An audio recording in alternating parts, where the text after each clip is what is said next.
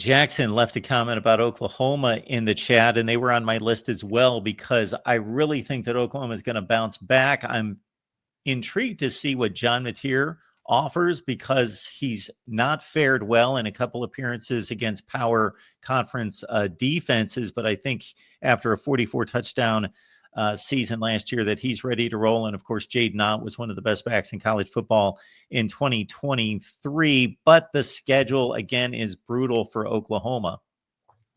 Yeah, and when I look at Oklahoma, they are my number one surprise team, Mark. I think they have an excellent shot at making the playoff this year. And you go back to last year, they had a brutal schedule. But their brutal schedule last year, they only had 3 SEC home games last year. And so that hurt their overall team. And then, of course, the fact that the offense had 0 returning starters on the offensive line.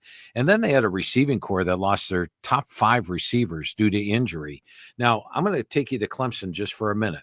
Clemson 2 years ago, Cade Klubnik had a banged-up, injury-plagued receiving core. All his top guys were out. This year, he got those injured players back. They added in a couple of true frosh, last year.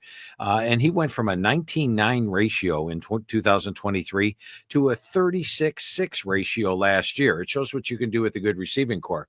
Well, Oklahoma's receiving core last year had lost their top 5 guys. They got those injured guys back, like Burks, Deion Burks, who I think is an NFL prospect. Plus, they've added some things. They go from a weakness to a strength at receiver. Same thing on the offensive line. They go from 0 returning starters to a veteran unit. You touched on Jade Knott, who was banged up last year. That's why he didn't have a big year, but I think he returns to that 2023 form. And then Mateer gives you the mobility of the legs as well as the arm, and he has it comfortable with the system. They bring in his offensive coordinator, Ben Arbuckle. Nothing wrong with that Oklahoma defense, even against that brutal schedule last year. Held opponents to 87 yards per game below their average, number 6 in the country. Venables has one of those defenses. And I got to tell you, Mark, when I hung up the phone with Coach Venables, I'm like, damn, that's a playoff roster right there.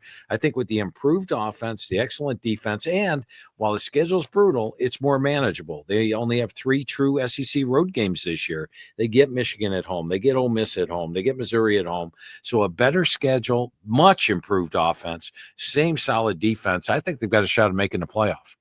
Yeah, I have yet to put my projected records for all these teams into the grinder to spit out who would make the playoffs, but I've got Oklahoma at 9-3, and I think with that schedule, that as long as those were not blowout losses, would probably get the first consideration or one of the top 2 or 3 considerations as a 9-3 team to possibly make the playoffs. And